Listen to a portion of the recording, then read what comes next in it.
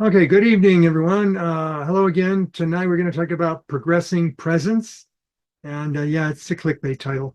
So, what actually it's going to be covering is the presence, as in referring to people that were born on Earth, setting out on long-term residence on places other than Earth, asteroids, planets, moons, those kinds of things.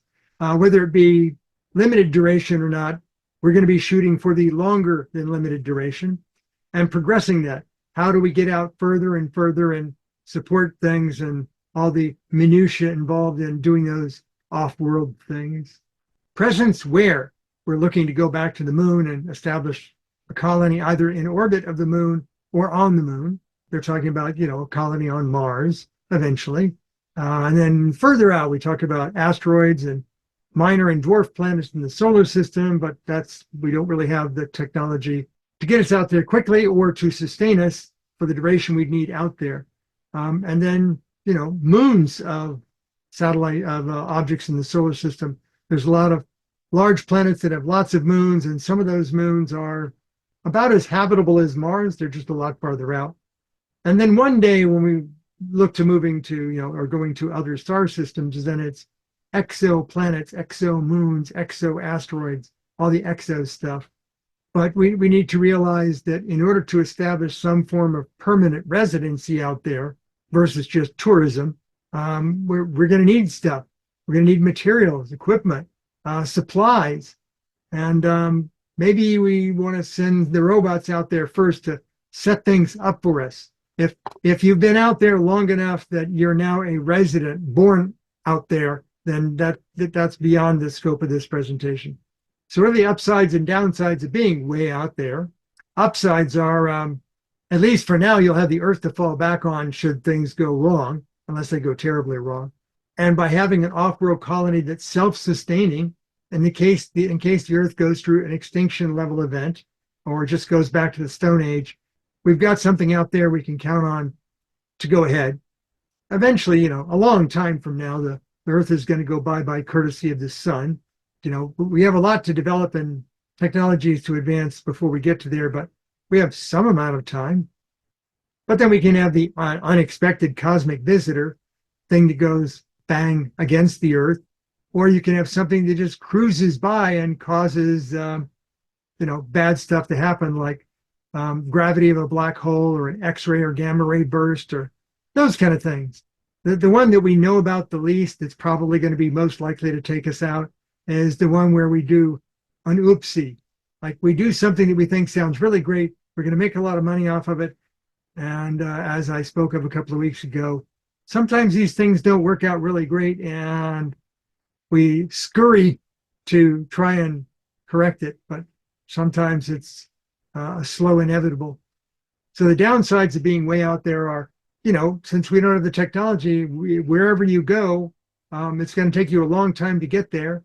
And right now, the candidates that we have either no magnetic field or a 0 to low density atmosphere to defend it against radiation impacts. So we'd like to find a better place, but right now Earth is the best place we know of that's compatible with us humans. So if we go out someplace that's small, it'll be less likely to be hit. But if it does get hit, it's more likely to have a bigger problem. But if it's a larger thing, larger asteroid or minor planet or something, then it's more likely going to be hit. But if it does get hit, it'll more likely be survivable, just like a lot of the small stuff that hits the Earth. So why am I describing things that are within scope of the presentation? Earth centrally governed colonies, people that might be born off world, as the saying goes. But if you establish a long-term, fully self-sustaining presence, then all those resource dependencies might go away, and therefore all of the things we're going to be discussing are no longer factors. Or someday, if we establish something out far enough, we may get tourists from elsewhere, be they contemporary or ancient, could help the off-world colony better than our less advanced technology originating from Earth. So let's talk the progressing part. How do we move in this general direction to get things out there and sustain them? Some of the stuff that you're going to need to think about is obvious. Other things, not so obvious.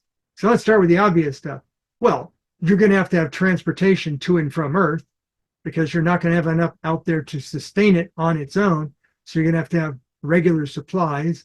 The supplies you're going to need are obviously air, water, and food. And you're going to need materials to bring some habitats out there to build them. There's not going to be, iron foundries or anything like that, or aluminum foundries to make the structures you're going to need. So either you're going to need to ground up the local rock and do a 3D cement printer, or you're going to be building prefabricated structures from Earth and assembling them out there. Obviously, you're going to need electricity, communications, obviously back to and from the Earth. But once you get out there and you start spreading things out, you're going to need your own communications locally. If you get enough computers out there, obviously you're going to need processing and storage with redundancy, cloud style. And if you're going to be going back and forth, you're going to need rocket fuels, propellants, oxidizers, various kinds of them, until we develop new technologies for propulsion.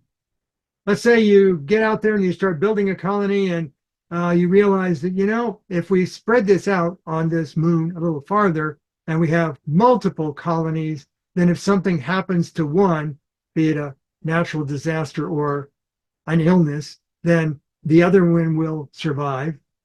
If they're separated, now we need to hook them up, and we need to hook up the same sorts of things: power, communication, air, water, supplies, fuels. We need to get back and forth between them. But we also need communication with the mother one, with the home world, so to speak. Or maybe if you're far enough out there, you might actually just be communicating with the either next farther out outpost or next nearer to Earth outpost. So it's multiple levels of communications, because the distance may be multiple astronomical units to get the light travel all the way back to the Earth. Outward communication might be on one day, and the response might come back a day or two later. So you got to think about that when you're communicating. But since you don't know when they're going to be sending from Earth, you've always got to be listening, just like the Earth always has to be listening for unsolicited messages from the outpost. So communication is always operational, but not always in use. But if you happen to be, let's say, on an asteroid, asteroids rotate. They don't just fly around the sun. They rotate. As they rotate, if your outpost is on one side of it, you're not always going to be able to communicate back with homeworld. You're going to have to put multiple radio stations around the axis around the equatorial rotation, and you need at least 3 of them separated by 120 degrees so that you can be at any point in time in contact with Earth. We already do that for deep space here on Earth. That's the Deep Space Network. But you need to communicate as it rotates. But let's say you're on a moon orbiting some planet. Let's say you're on a moon orbiting Jupiter. Well, that moon is going to rotate, and it's going to orbit Jupiter. And when it's behind Jupiter, from the point of view of the Earth, you're not going to be able to communicate. So not only have you got to have multiple stations on your object, so as it rotates, you can communicate with Earth, but as it goes around its parent planet, you need relay stations. So you might have to put relay stations on other moons of that planetary system so you can relay off of that moon when you're behind the big planet. Given the transit time of the communications at the speed of light and that distance, you may be sending when the Earth is not pointed at you. So the Earth would have to actually catch up with where your radio transmission is going to arrive. Just like I want to go to Mars, I don't leave anytime. I leave when Mars is going to be aligned with my path. Same thing from Earth. Earth might be sending to you when you're not in alignment. And by the time that radio communication makes its way to you, now you're in alignment and you're lined up and can communicate. But then you reply, and well, you can't reply right away because the Earth is no longer in alignment. You have to wait until you can send back. Alignment timing is something critical as the distance increases. So if the distances are far enough and you want to keep supplies going, and some of the supplies are consumables, as in you ship a certain amount of them based upon the size of the rocket, and they'll last for, let's say, 6 months. if it takes a year for the rocket to get out there, you can't just have one rocket going every year because you'll be 6 months without critical resources. So you have to have a bucket brigade. So every 3 months, you launch a rocket with expected needed supplies and anything else that comes up that you know you need. And you have multiple rockets en route to the destination so that they arrive before your critical resources are completely exhausted. And you don't want to be always sending crew members for rotation on every rocket that goes out there. Otherwise, you'll wind up with things like we have on the ISS right now. Hey, we've got 2 unexpected guests for an extended stay. And also, if you have too many rockets in process, it could be like we have a problem with the ISS that we can only send up so many capsules because there's only so many docking ports on the ISS. Well, if you're out on a remote colony, you may not have more than, let's say, 2 docking ports or 2 launch and landing pads. So if a third one shows up, it's got to stay in orbit until one of them is cleared up, and then it can come back down. If you think about it, we've had this problem at the seaport of Los Angeles where ships have to be offshore because there's not enough handling transport capacity in the seaport to handle all the ships that want to come through there as fast as they want to come through there. So you've got to think about arrival and departure congestion. All this stuff has to be planned out as soon as you want to think about establishing something that is not fully self-sustaining, but wants to sustain itself for a long term. So let's say you've got an outpost established and you've got a number of facilities. How do you get between them? Well, if you hook up wires, you can do communications, and hook up some basic plumbing. You might get, air, water, those kind of things between them. What about people? Well, there's 2 approaches. You can have exposed interconnects between the habitats, or you can have enclosed ones. Well, they're probably going to start with the exposed ones first because those are quicker to set up and cheaper to have mobile units. You are going to need airlocks at each end, convert over to not good atmosphere, get inside the shuttle bus and drive to the other end, and then the airlock opens up, shuttle bus goes in, airlock closes up, and now you can switch over to a breathable pressure and air. Think about it this way. Okay, I'm going to have a shuttle bus go back and forth on the exposed surface of this moon or planet. What kind of tires do I need? If there's a lot of radiation out there, the rubber may not be able to take it, and you may be on wire mesh wheels, kind of like the rovers were on the moon. You've got to make it durable enough so that if there's differences in pressure and radiation, that you can still drive out there. It gets dark when there's no sunlight, so you've got to have headlights on the vehicle so that you can drive the distance between the two. So you need to think about what kind of vehicle you need when you first start out doing it the inexpensive way to set it up faster with shuttles.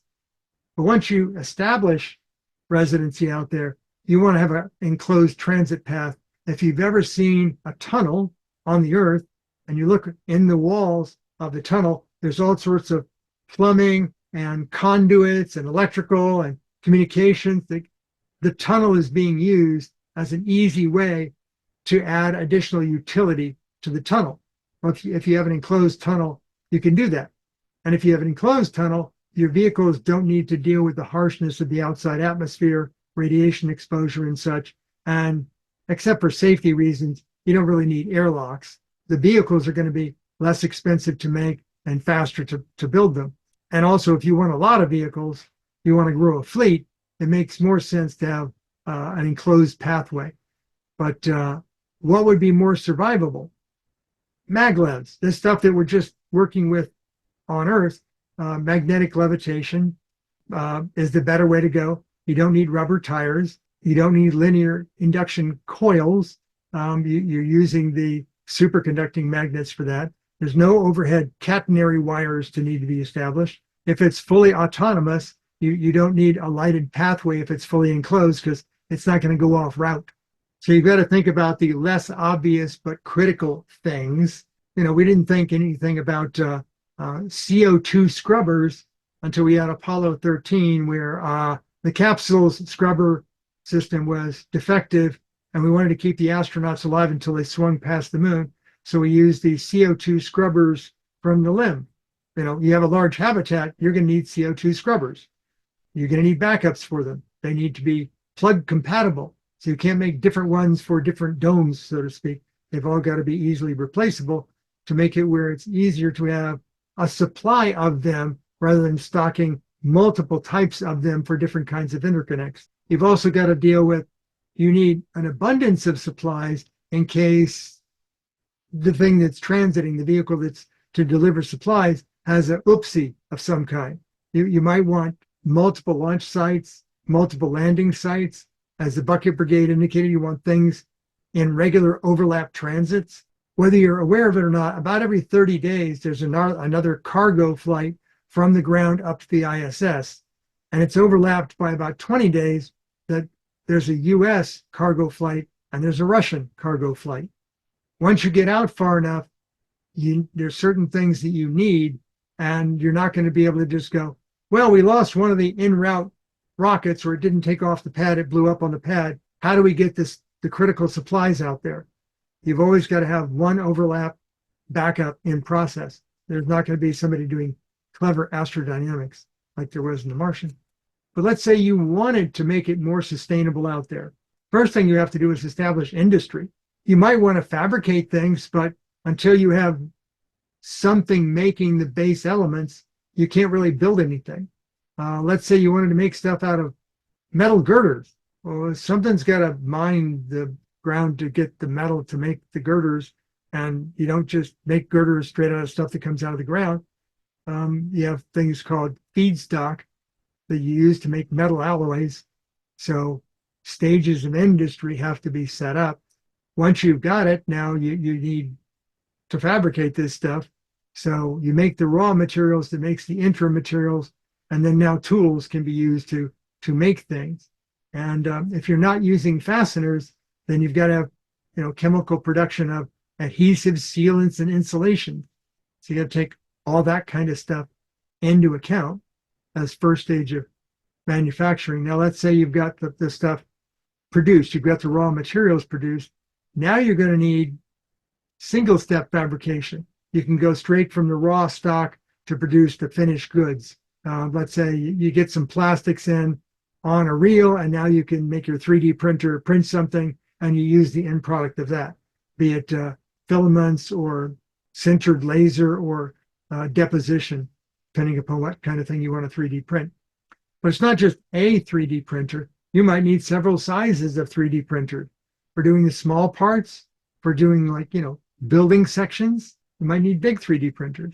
And 3D printers can't be the end all for everything to be fabricated. You might need molding systems, like injection molding or poured molding in the case of metals. And then, okay, now you've got something almost done. Now you need to do some manual labor with it. Somebody's got to build screwdrivers and hammers and chisels and saws and shovels and picks and rakes, the manual tools. And then once you got that done, now you need the heavier stuff. You need electrically powered tools. You're not going to make them gasoline powered. May not even be battery powered, because batteries have a limited lifespan over decades, but you might have everything be plug-in. I don't know what voltage, 110, 220, 50 hertz, 60 hertz. You got to figure that out so it's all compatible. Now, there are manual tools that you can move around that are electrically powered, but then there are also fixed tools like drill presses, lathes, bandsaws, table saws, electrically actuated brakes. That's the thing that bends metal, because you can't be running those things off of fuels, because fuels require processing and bringing up crude if you have it. And now that you've got the basic stuff, now you want to build the more fancier stuff. You need the automated, the computer assisted tools, CNC routers, drills, lathes. They may just make the smaller parts to be assembled, or they may actually make larger parts all unto themselves, like pumps for rocket motors, combustion chambers, and nozzles. You've got to be able to build small stuff, like, let's say, I don't know, combs for your hair, all the way up to rocket engines. So you need all the infrastructure to build all that from materials and then assemble it. But what about the multi-step fabrication, where you're just printing a subcomponent that you assemble multiple subcomponents to make things fancier. Fanciest thing you can think of, a computer display, keyboards, mice, trackpads. Maybe you skip a step. Maybe you just go, if we made everything touch screens, then we wouldn't need keyboards or mice or trackpads. Audio interfaces, microphones and speakers. You want to talk to the computers to avoid having to touch anything. If that's the case, then all the audio input and output would be MEMS based upon piezoelectric effects. So if you want any deep bass woofers, they're not going to happen. They're just no market demand for them.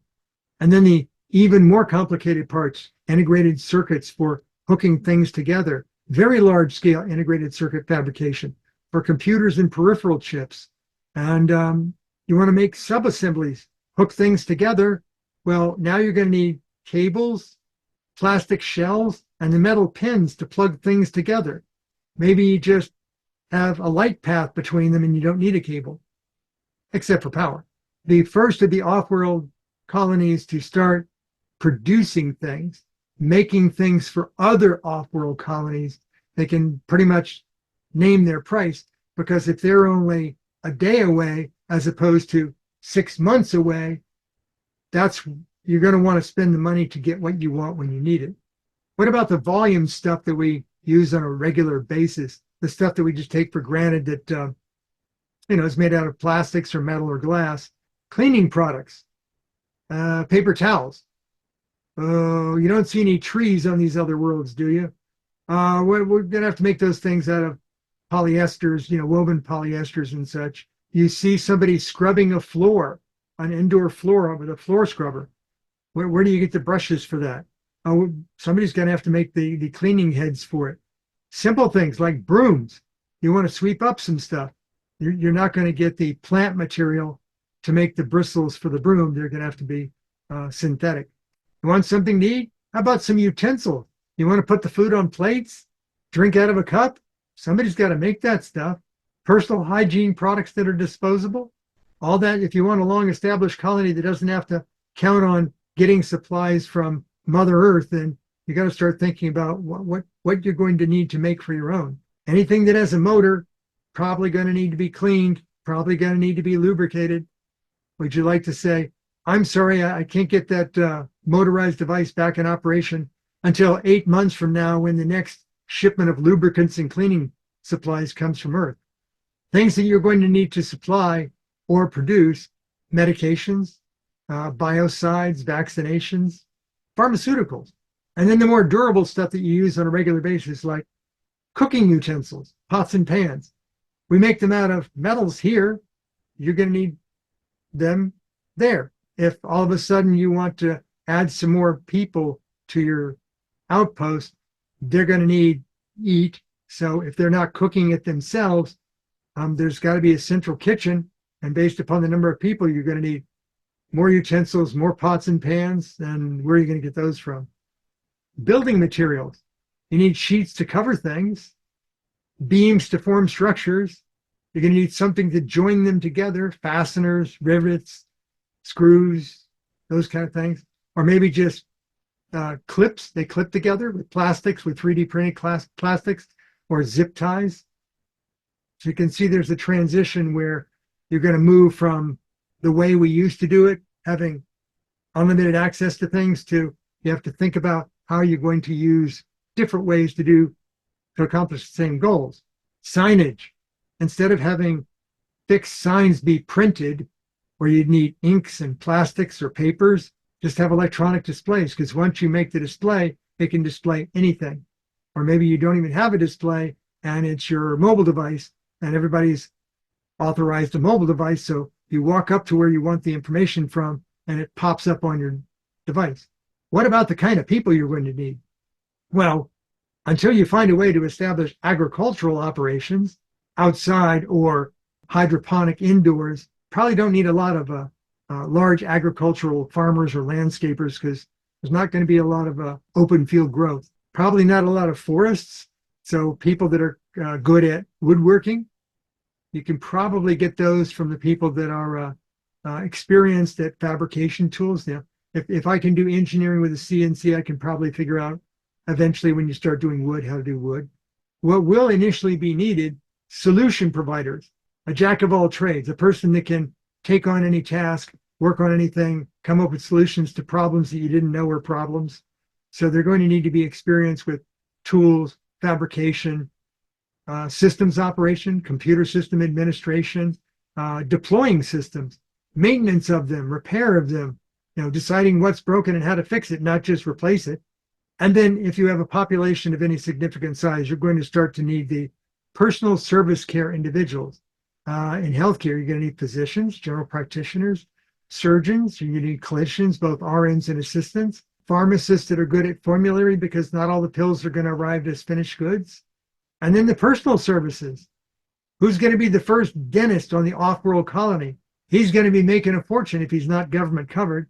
Opticians, because until they create electronic replacements for eyeballs, you're still going to need opticians, audiologists for hearing aids, foot problems, injuries, just wearing out foot joints and such. You're going to need those. Recurring stuff, barbers, stylists, and manicurists. Strangely, I mean, some of the stuff you might be able to do yourself, but it would be more efficient to have centralized service providers. Dermatologists, physical and mental therapists. You need to start having all these little seed nuggets of capability as you grow out your population. You want to start to sustain it. But once you get your population up to a certain size, you get the people from the third rocket, so to speak, the workers, the registration, support, distribution. Think DMV people. You're going to need people that do the recurring labor. They're going to be the labor force so that the rest of the people can go off and do the stuff that increases your persistence of your outpost. Preparation of food, housekeeping, cleaning, waste disposal. You're still going to have waste to get rid of. And then if your colony lasts long enough, funerary and crematory workers.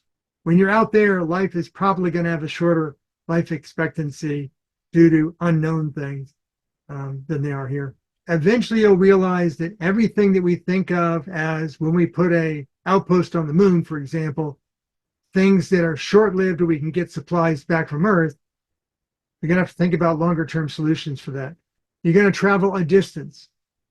Okay, it's going to be 9 months to Mars, 9 months plus coming back from Mars. Okay, let's say you want to go out to Jupiter. Oh, it's going to be a few years. If that's the case, you may want to find a way to go faster than that. But let's say we want to get out to Jupiter or farther. No solar panels for you. They're too far away from the sun. The sun's energy is too diffused to make solar panels realistic. Jupiter's about as far as you're going to get with that. So if you wanted to go visit, I don't know, Titan, a moon of Saturn, you're going to need something else like radioisotope thermoelectric generation, as like Cassini did, Galileo probe did. If you say, I'll set up a nuclear power plant on that distant moon, those eventually have fuel that runs out. Where are you going to get your fuel rods from? Earth might ship you some every 10 years. Let's say you end your fuel rod and you need to dispose of it. You're now creating a waste product that is dirtier, radioactively speaking, than that moon or asteroid was before humans arrived. So we create our own toxicity, so to speak. What you'd really like to do is find ways that you can take all the critically in need of supply things and find alternative approaches. If all you do is extend them by another year or two, you're just sort of kicking the can down the road. You're eventually going to find that by the distance getting longer, if you don't keep the flow of materials going, there's going to be a time when something happens and you lose a colony in its entirety because you just couldn't keep the supply chain going. There are other things not yet thought about. How do you arrive at, while you're here on Earth, thinking about what you're going to need? Think about anything in your life that you can live without for an extended period of time. Let's say you're very accustomed to having, I don't know, plastic utensils for takeout food. What if you couldn't have any plastic utensils ever again for the rest of your life? What would you do? Well, I'll get some bamboo utensils instead of plastic. Okay, Those are cleanable and reusable, but where are you going to get the bamboo? No forests. So you've got to think about not only what you can do without, but how you get the alternative. And is the alternative really just, is it a stopgap or is it actually better? Plastics, rather than wood or metal, would actually be something that's, a durable plastic, not a readily disposable plastic, but a durable plastic is probably something easier to come by, because the raw plastic that can be melted and injection molded can make any number of things. And if you can have enough heat to melt the plastic back down, you can take a spoon and make it into a fork kind of thing. There are alternate uses. Rather than fasteners, rather than nails and nuts and bolts and washers, if you made things that snap together or press fit, you can use adhesives rather than all these fasteners. And the adhesive could be a more or less universal adhesive, so you don't have to make all these extra parts. Connectivity. If you can do things wirelessly instead of wired, you don't need cables, you don't need connectors. It's easier to route things. And instead of printing out apps and printing out things like tickets or signage or menus in restaurants, apps. There are a lot of restaurants I go to that are contemporary restaurants in South Florida that they don't have a menu. They don't even have a menu printed on the wall or anything. They just don't have a menu. Oh, you want to know what we have on the menu? Download our free app, and then you can see what our menu is, because that way, if the menu changes or the prices change, you're always up to date. Migration from physical forms of identification to electronic forms of identification. How about payment, salary?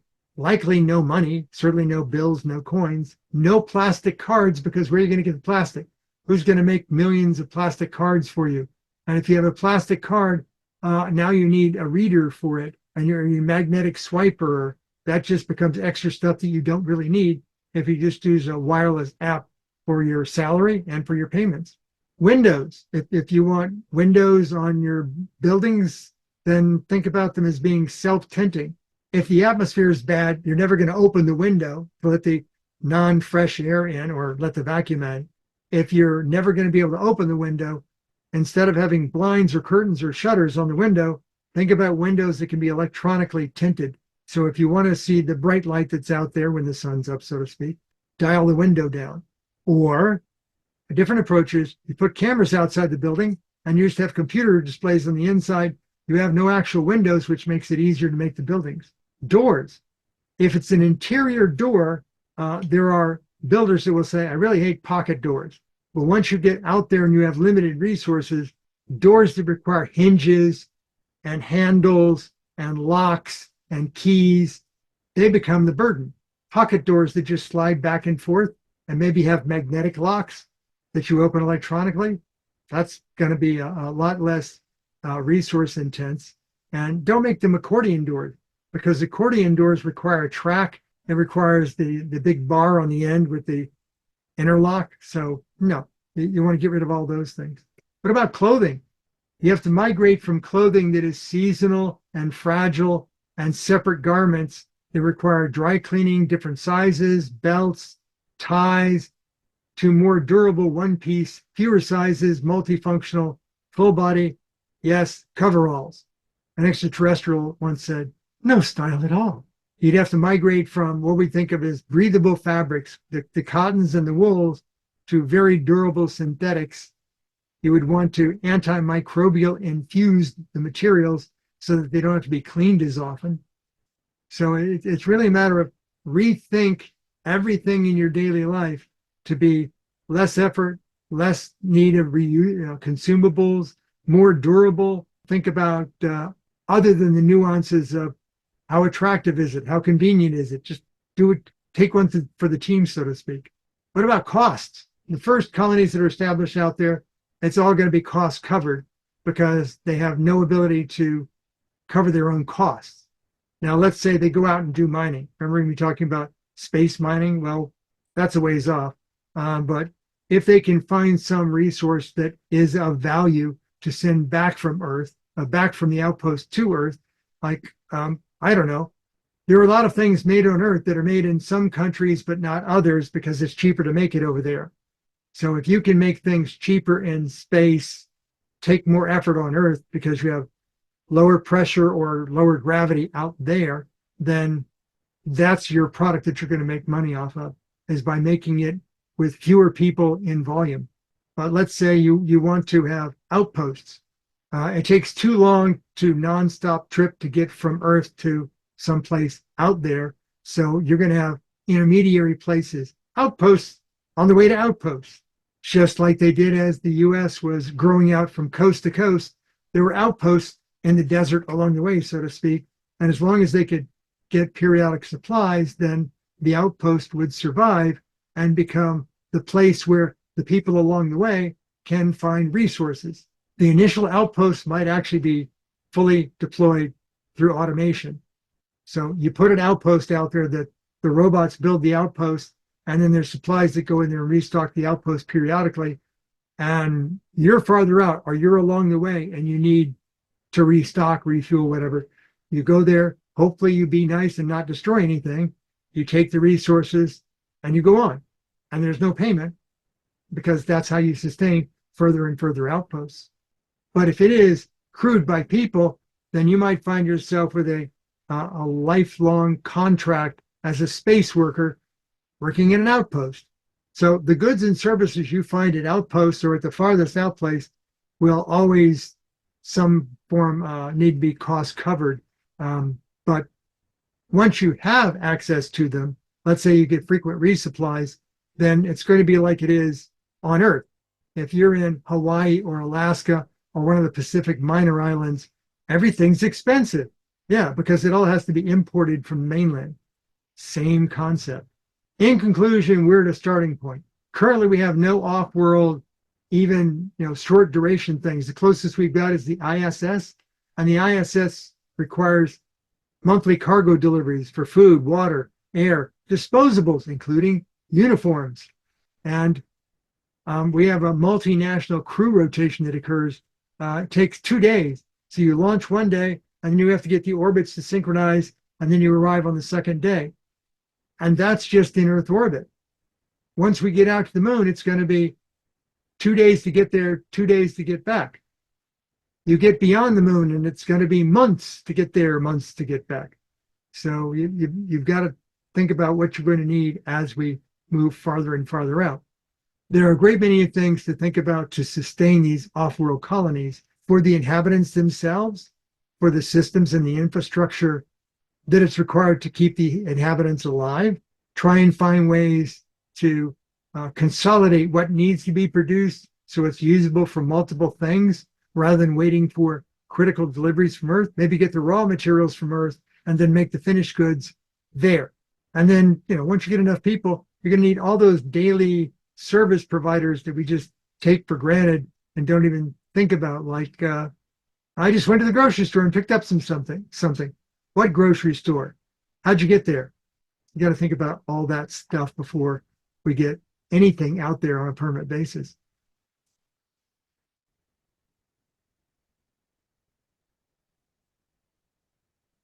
And some links. I couldn't help myself. There's actually a Wikipedia page on Clickbait, so you can see what Clickbait's all about. And I did find a Nature article on the minimum number of settlers required for colonization. And it does go into the detail of kinds of workers you're going to need, how many of them based upon how many people you have, and who's going to make what, who's going to do what. People that are good at creating solutions, people that are multiple skilled, are the ones that are going to be most in demand.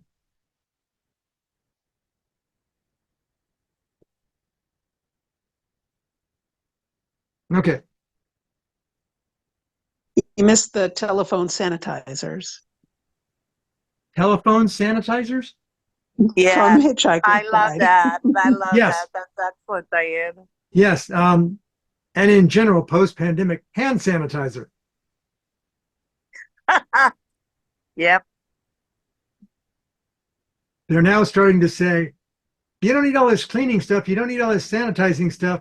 Just in the middle of every room, put a giant UVC floodlight and have an interlock on the door that whenever you leave the room and close the door, it turns on the UV light and just saturates the room with UV. and therefore nothing's going to be alive.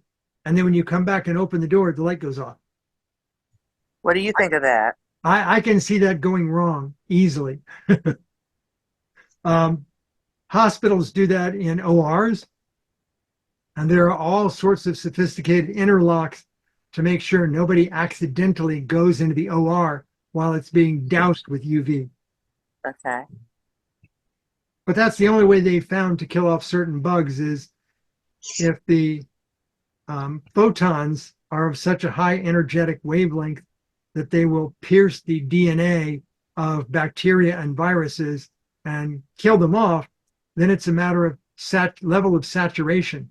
That's why the UVC lights that they use in ORs are extremely powerful. Now, you won't even see it because that UVC wavelength is not visible to human eyes, but you will very rapidly grow cataracts.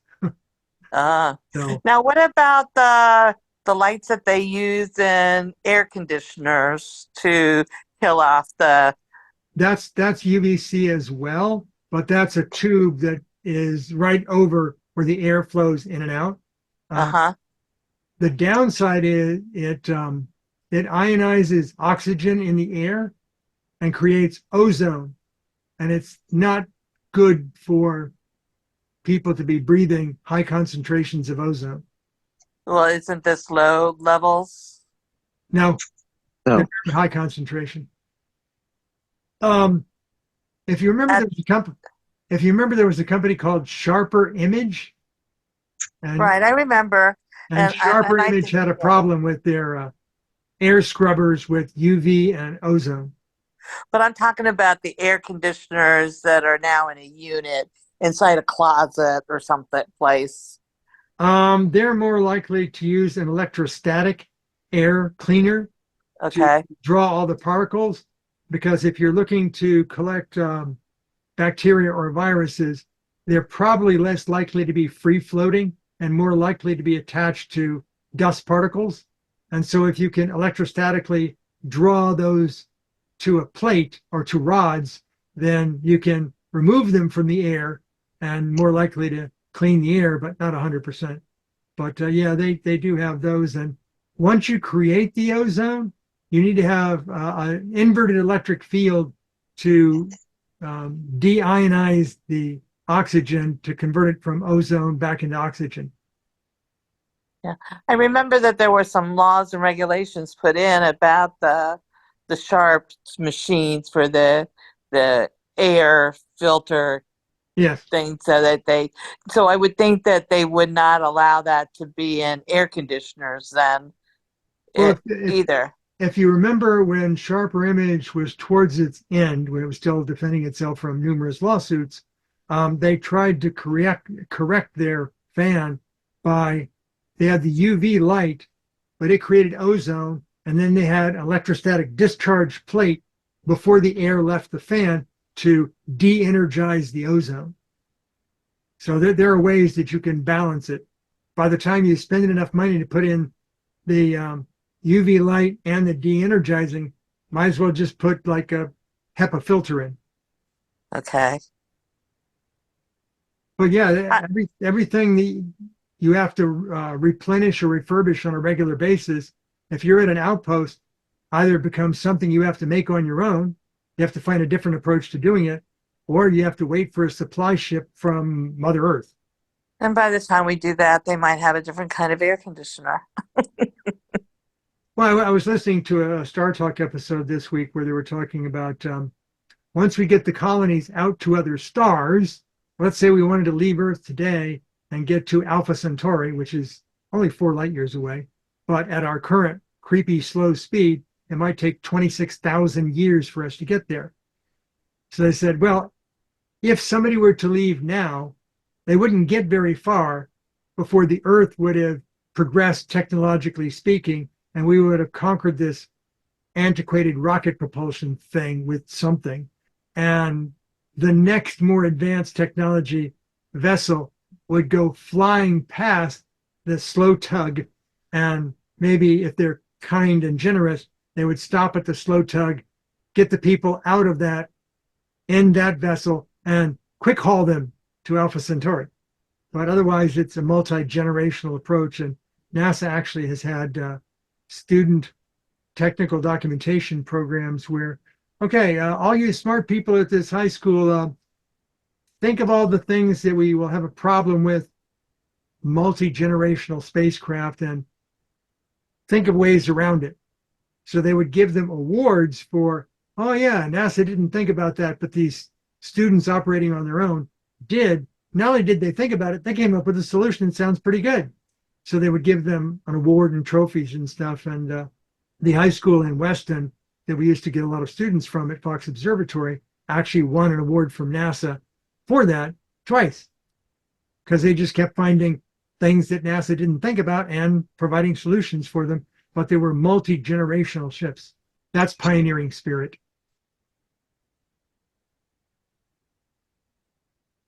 Anything else before I stop recording? Okay, stopping recording.